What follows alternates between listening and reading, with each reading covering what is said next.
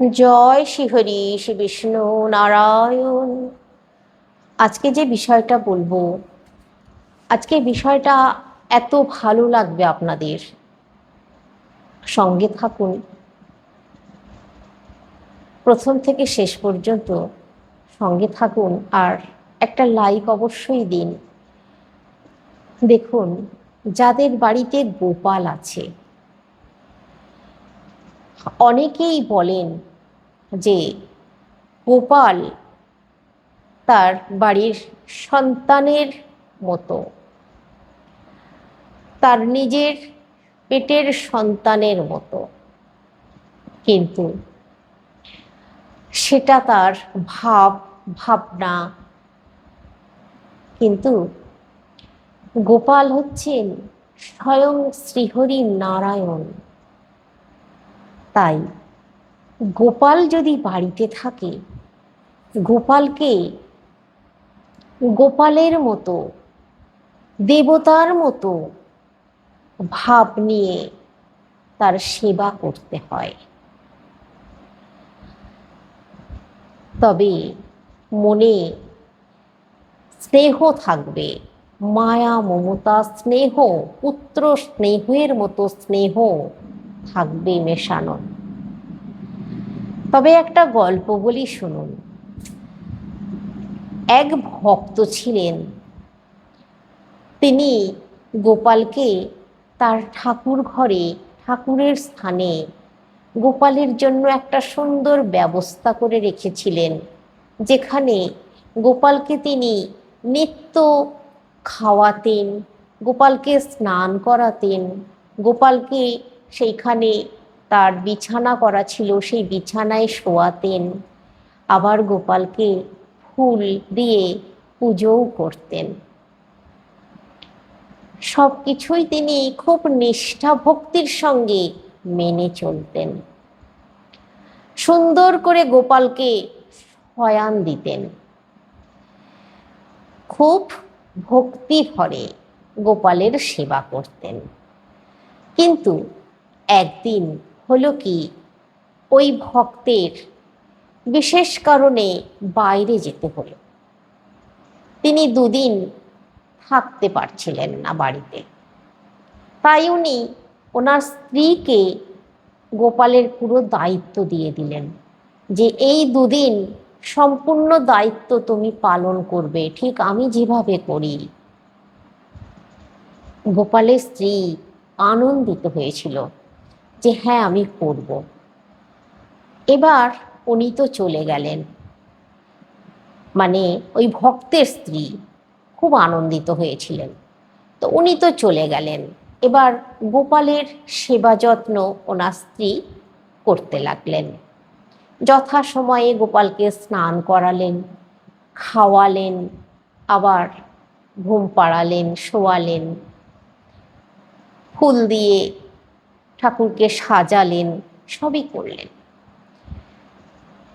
কিন্তু একদিন হলো, সারাদিনটা গেল, রাত্রিবেলায় যখন গোপালকে উনি শোয়ালেন, তখন পর্যন্ত ঠিক ছিল।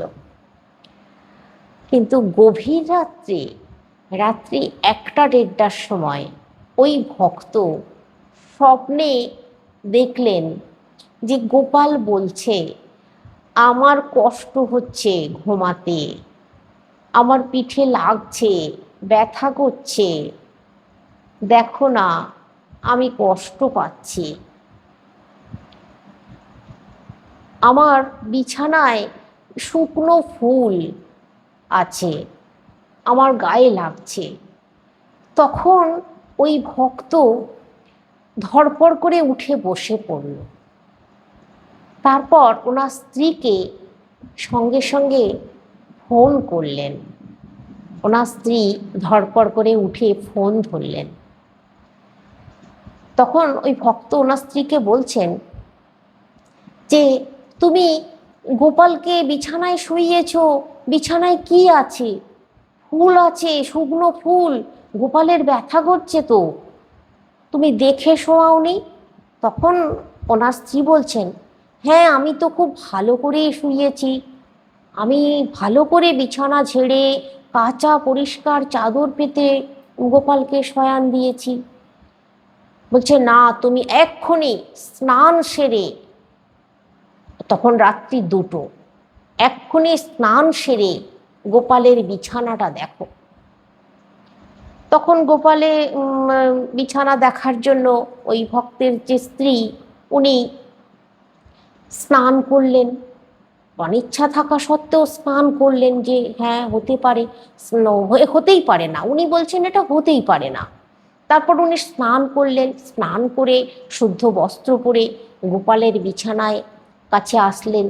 এসে যখন উনি গোপালকে তুলে বিছানাটা চাদরটা তুললেন, তখন সত্যি শুকনো ফুল ওই চাদরের নিচে ছিল। এবার আপনারা বলুন, গোপালকে অনেকেই সন্তানের মতো আজকাল, এমনকি মাছও গোপালকে খাওয়ানোর জন্য নিয়ে চলে যাচ্ছে। গোপালকে যে বিছানায় নিজেরা শুচ্ছে সেখানেই গোপালকে পাশে নিয়ে শুচ্ছে। কিন্তু না, আপনারা এমনটা করবেন না। ভগবান শ্রীহরি নারায়ণ, উনি গোপাল, ওনার জন্য আলাদা ব্যবস্থা রাখুন। মানুষ হলে কি এই ঘটনা ঘটতো? তাই গোপালের এই যে কাহিনীটা আপনাদেরকে বললাম, ভক্ত, পরম ভক্ত যদি হওয়া যায় শ্রীহরি নারায়ণের, গোপালের, তাহলে কৃপা লাভ করা যায়। তো ওই ব্যক্তির স্ত্রী সেই মুহূর্তে চোখের জল ধরে রাখতে পারেননি, উনি অঝোর নয়নে কেঁদেছিলেন আর ভগবান গোপালকে প্রাণ ভরে ডেকেছিলেন। ভুল হয়ে গেছে, অপরাধ স্বীকার করেছিলেন। তো এইটা একটা ঘটনা। ভগবানের যদি ভক্তের প্রতি টান থাকে তবেই এই ঘটনা ঘটে, সেই রকম ভক্ত হতে হয়। আধ্যাত্মিক ভাব যদি না আসে তাহলে এরম ঘটনা ঘটতেই পারে না। এমনই বহু ঘটনা আছে যেগুলো আগামী দিনে আপনাদের সঙ্গে শেয়ার করব। সঙ্গে থাকবেন, ভালো লাগবে খুব। তো আজকে আপনাদেরকে যেটা বলছি, বাড়িতে যদি গোপাল থাকে তাহলে কি করা উচিত জানেন? কখনোই বাড়ি ছেড়ে, বাড়ি তালা চাবি দিয়ে কোথাও যাবেন না, যেতে নেই। অন্ততপক্ষে একজনকে দায়িত্ব দিয়ে যাবেন, গোপালের দায়িত্ব দিয়ে যাবেন, এমন কাজ করতে নেই।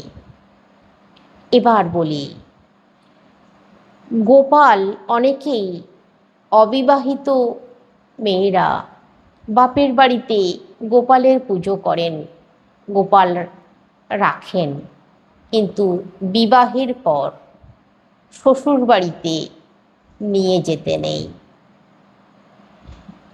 বাপের বাড়িতেই দায়িত্ব দিয়ে শ্বশুর বাড়ি যেতে হয়, এটা করতে নেই।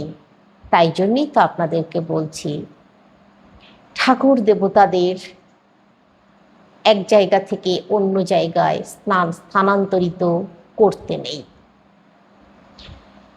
গোপাল আপনার গৃহে আছে, গোপালের জন্য সম্পূর্ণ আলাদা ব্যবস্থা করতে হয়। আর বাড়িতে গোপাল থাকলে মাছ, মাংস, ডিম, পেঁয়াজ, রসুন এগুলো বর্জন করতে হয়। বাড়িতে গোপাল থাকলে গোপালের যে খাবার, গোপালকে আমরা ভোগ নিবেদন করি, সেই ভোগই প্রসাদ হিসেবে সকলকে গ্রহণ করতে হয়।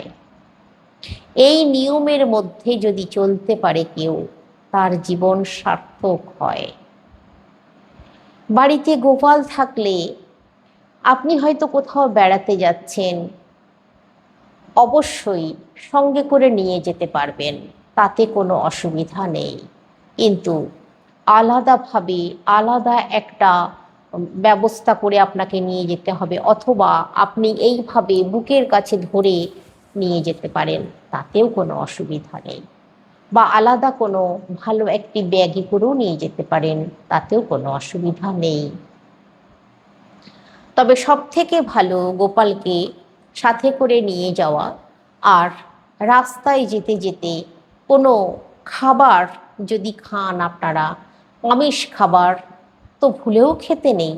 আর যদি কোনো খাবার খেয়ে থাকেন তাহলে অবশ্যই হাত ধুয়ে নেবেন, তারপর আবার গোপালকে স্পর্শ করবেন। এইরকমভাবে একটু নিয়মগুলো মেনে চলতে হয়। বাড়িতে গোপাল থাকলে, গোপাল আছে আর আপনারা আপনাদের বাড়িতে কোনো শিশু হয়তো এসেছে, শিশুরা বদমাইশি করছে, আপনি রাগান্বিত হচ্ছেন, এগুলো করতে নেই। এতে করে গোপালের কৃপা পাওয়া যায় না। শিশুরা হচ্ছে নারায়ণ, তাই শিশুদের উপরে বিরূপ মনোভাব একেবারেই করা উচিত নয়। বাড়িতে গোপাল থাকলে গোপালের জন্য আলাদা ব্যবস্থা করে রাখতে হয়। আপনারা আমাকে অনেকে জিজ্ঞাসা করেছেন যে ঠাকুর যেখানে আছে, ঠাকুর দেবতারা আছে, সেইখানেই কি গোপালকে রাখা যাবে? দেখুন, সেখানে রাখা যাবে, কিন্তু গোপালের আলাদা খাট বিছানা, গোপালের দোলনা, গোপালের জন্য যা যা কিছু, সেটা কিন্তু আলাদাভাবেই ব্যবস্থা করে আপনাদেরকে রাখতে হবে। ঠাকুরের পাশেই রাখতে পারেন, কিন্তু গোপালকে তো শয়ান দিতে হয়, তাই গোপালের খাট বিছানা অবশ্যই রাখতে হবে। গোপালের পোশাক, অনেকেই বলেন যে গোপালের পোশাক প্রতিদিন কি ধুয়ে, হ্যাঁ, গোপালের পোশাক প্রতিদিন ধুয়ে দিতে হবে। প্রতিদিন শুকনো বস্ত্র পরাতে হবে। ওই জন্য আপনারা অনেকগুলো সেট করে রাখুন। শীতকালে কি গোপালকে সোয়েটার পরাতে হয়? হ্যাঁ, শীতকালেও গোপালকে সোয়েটার পরাতে হবে। শীতকালে গোপালের গায়ে তোশক চাপা দিতে হবে, এগুলো করতেই হবে। আবার গোপাল যদি আপনার গৃহে আছে, তাহলে ঘুম পাড়ানোর সময়, শয়ান দেওয়ার সময় গোপালের পায়ে হাত বুলিয়ে দিতে হবে। গোপালের পায়ে ভালো করে হাত বুলিয়ে দিতে হবে। এটা করলে ভগবান শ্রীহরির কৃপা লাভ হবে। তো এই গোপালের পায়ে যে হাত বোলানো হয়, এই নিয়ে একটা ভালো সুন্দর সত্যিকারের ঘটনা আপনাদেরকে বলবো পরের ভিডিওতে। তো আজকে একটা কথা বলি আপনাদেরকে, সুন্দর একটা টোটকা বলি, এটা আপনারা করবেন। আপনাদের বাড়িতে যদি গোপাল থাকে অবশ্যই এই কাজটা করবেন। কি করবেন জানেন? আপনারা এই পূর্ণিমার দিনগুলোই অবশ্যই করবেন, তাহলে আপনাদের আর্থিক কোনো দিনও টানাটানি আসবে না। আপনারা অনেক বেশি ধনবান হতে পারবেন, আর্থিক উন্নতি অনেক করতে পারবেন। পূর্ণিমা তিথিতে একটি করে নারকেল কিনে নিয়ে আসবেন। আর যেহেতু আপনার বাড়িতে গোপাল আছে, তাই সমস্ত ঠাকুরের বাসন কোসনও আলাদাভাবেই আছে, রান্নার বাসন। তো আপনারা ওই নারকেল কিনে নিয়ে এসে নারকেলের নাড়ু তৈরি করবেন। নারকেলের নাড়ু তৈরি করে প্রথম নাড়ুটা গোপালের হাতে দেবেন। আর বাকি যে নাড়ু আপনাদের গৃহে যদি যা ঠাকুর দেবতারা আছেন, অবশ্যই ভোগ নিবেদন করবেন। আর এই নারকেলের নাড়ু যদি আপনারা এই পূর্ণিমা তিথিতে অন্তত পক্ষে 5টি শিশুর হাতে দিতে পারেন, আর ওই শিশুরা যদি ভক্তিভরে এই নাড়ু খায়, তাহলে আপনাদের কোনো দিনও টাকা পয়সার অভাব হবে না, ধার দেনাও হবে না। আপনারা অনেক অনেক গুণ টাকা পয়সার মুখ দেখতে পারবেন, ধনী হতে পারবেন গোপালের আশীর্বাদে। এই যে নারকেল নাড়ু, অবশ্যই এই পূর্ণিমা তিথিতে ঠাকুরকে ভোগ নিবেদন করুন। গোপালের হাতে প্রথম নাড়ুটা দেবেন কিন্তু, বলে দিচ্ছি আপনাদেরকে। তারপর আপনারা এই 5টা শিশুকে অন্তত, কমপক্ষে 5টা, এবার আপনারা যতজন আপনাদের কাছে শিশু বাচ্চারা আছে দিন না, কোনো অসুবিধা নেই, কিন্তু কমপক্ষে 5টি শিশুর হাতে একটি করে নাড়ু তুলে দিতে হবে। খুব ভালো জানবেন। আর এই পূর্ণিমা তিথিতে আপনারা আরেকটি কাজ করবেন, খুব ভালো ফল পাবেন। পূর্ণিমা তিথিতে একটু করে পরমান্ন রান্না করে যদি গোপালকে ভোগ নিবেদন করতে পারেন, আর এই পরমান্ন একটু যদি আপনারা মাতা তুলসী রানীর সামনে রাখতে পারেন, তাহলেও কিন্তু জীবনে খুব মঙ্গল আসে। অনেকেই বলেন যে মাতা তুলসী রানীকে কি পরমান্ন ভোগ রান্না করে নিবেদন করা যায়? হ্যাঁ, যায়। মাতা তুলসী রানীর সামনেও একটু পরমান্ন এই পূর্ণিমা তিথিতে ভোগ নিবেদন করুন। আর ওই যে পরমান্ন একেবারেই রান্না করে নেবেন, বারবার রান্না করতে হবে না। যেটা রান্না করেছেন প্রথম পায়েসটা বাটিতে তুলে গোপালকে নিবেদন করুন ভোগ। তারপর তুলসী গাছের কাছে একটু ভোগ নিবেদন করুন, একটি ঘিয়ের প্রদীপ প্রজ্বলিত করে দিন। আর তৃতীয় যেটা বলবো, আরেকটা ছোট বাটিতে একটু পায়েস নিয়ে আপনারা আপনাদের যেখান থেকে চন্দ্রদেবকে দেখা যায় সেইখানে একটু পায়েস নিবেদন করুন চন্দ্রদেবের উদ্দেশ্যে। প্রথম পায়েস গোপালকে দেবেন, তারপর তুলসী মহারানীর কাছে রাখবেন, তারপর সন্ধ্যার সময় গোপাল বা তুলসী মহারানীর কাছে দিনের বেলায়, আর সন্ধ্যার পরে সন্ধ্যা 7টার সময় বা 7টা থেকে 10টার মধ্যে আপনারা যেখান থেকে চন্দ্রদেবকে দেখা যায় সেইখানে একটু পায়েস নিবেদন করুন। চন্দ্রদেবকে প্রণাম করুন নিষ্ঠা ভক্তির সঙ্গে। জীবনে সফলতা আসবেই আসবে। যার চাকরি হচ্ছে না তার চাকরি হবে, যার ব্যবসা হচ্ছে না তার ব্যবসা হবে। যিনি যা কাজ করছেন সেই কাজে সফল হবেন। যাদের বাড়িতে গোপাল আছে এই কাজটা অবশ্যই করুন। তুলসী মহারানীকে আর চন্দ্রদেবকে এই পায়েসের ভোগ, এই পরমান্ন ভোগ যদি নিবেদন করতে পারেন নিষ্ঠার সঙ্গে, ভক্তির সঙ্গে, সম্পূর্ণ আশীর্বাদ শ্রীহরি নারায়ণের কাছ থেকে আপনারা পাবেন। আপনাদের জীবন মঙ্গলময় হয়ে উঠবে। আজকে কমেন্টে লিখুন, জয় প্রভু শ্রীহরি নারায়ণের জয়, জয় বাবা গোপাল।